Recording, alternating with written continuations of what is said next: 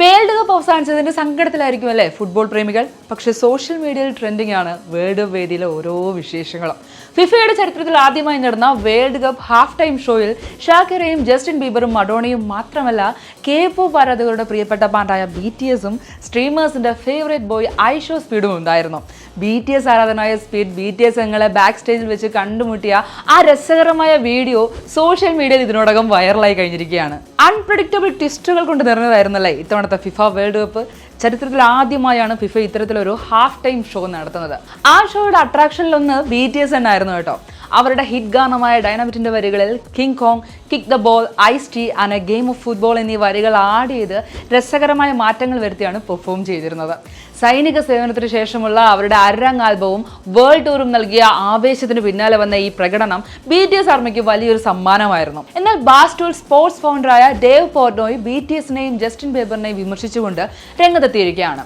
BTS FIFA വേദിയിൽ പെൺകുട്ടികളെ പോലെ കാണപ്പെട്ടു, ലുക്സ് ലൈക്ക് ടീനേജ് ഗേൾസ് എന്നാണ് അദ്ദേഹത്തിന്റെ വാദം. ഇത്തരം വലിയൊരു സ്പോർട്സ് സ്റ്റേജിൽ ജസ്റ്റിൻ ബീബർ സ്ലോ ജംപ്സ് തിരഞ്ഞെടുത്തതിനെ പറ്റിയും വിമർശിക്കുന്നുണ്ട്. അതേസമയം ഷാക്രയുടെയും ബർണ ബോയുടെയും ഡൈ പെർഫോമൻസ് വളരെ ഹൈ എനർജി ആയിരുന്നുവെന്ന് അദ്ദേഹം പ്രശംസിക്കുന്നുണ്ട്. വേൾഡ് കപ്പ് ഫൈനലിൽ സൂപ്പർ ബോൾ മാതൃകയിൽ ഒരു ഹാഫ് ടൈം ഷോ കൊണ്ടുവന്നതുമായി ബന്ധപ്പെട്ട ഫുട്ബോൾ ഫാൻസിനും വ്യത്യസ്തമായിട്ടുള്ള അഭിപ്രായങ്ങളാണ് ഉള്ളത്.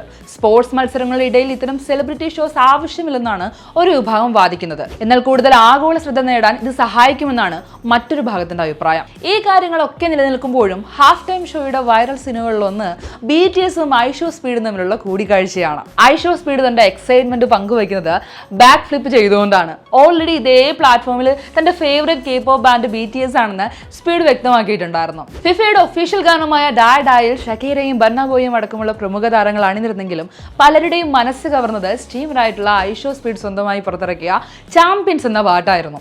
വലിയ റെക്കോർഡ് ലേബലുകളുടെയോ കോടികളുടെയോ ഒന്നും പിന്തുണയില്ലാതെ ഒരു കോണ്ടന്റ് ക്രിയേറ്റർ തയ്യാറാക്കിയ ഗാനം ഔദ്യോഗിക വേൾഡ് കപ്പ് ഗാനങ്ങളെക്കാൾ ട്രെൻഡിംഗ് ആയി മാറിയത് വലിയ ചർച്ചകൾക്ക് ഒഴിവെച്ചിരുന്നു. സ്വന്തം മുറിയിലിരുന്ന് ലൈവ് സ്ട്രീമിംഗ് നടത്തി തുടക്കമിട്ട് 21-കാരൻ നിന്ന് ഫിഫ വേൾഡ് കപ്പ് ഫൈനൽ ആയിരങ്ങൾക്ക് മുന്നിൽ തത്സമയം പെർഫോം ചെയ്ത് ചരിത്രം കുറിച്ചിരിക്കുകയാണ്. ഒരു ഫിഫ ഫൈനൽ വേദിയിൽ പെർഫോം ചെയ്യുന്ന ആദ്യത്തെ കോണ്ടന്റ് ക്രിയേറ്റർ എന്ന നേട്ടമാണ് ഈ പ്രകടനത്തിലൂടെ ഐഷോ സ്പീഡ് സ്വന്തമാക്കിയിട്ടുള്ളത്.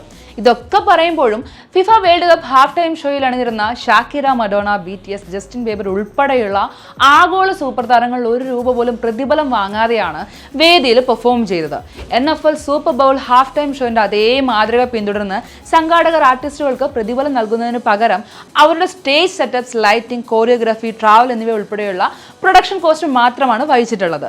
കോടിക്കണക്കിന് ഡോളർ വരുമാനം നേടാൻ സാധിക്കുന്ന ഇത്തരമൊരു ആഗോള വേദിയിൽ തങ്ങളുടെ റെഗുലർ ഫീ ഉപേക്ഷിച്ചുകൊണ്ട് ലോകമെമ്പാടുമുള്ള കുട്ടികളുടെ വിദ്യാഭ്യാസത്തിനും ക്ഷേമത്തിനും വേണ്ടിയുള്ള ചാരിറ്റി പ്രവർത്തനങ്ങളിലേക്ക് ലോക ശ്രദ്ധ തിരിച്ചു കൊണ്ടുവരാനാണ് ഈ ആർട്ടിസ്റ്റുകൾ ശ്രമിച്ചത്.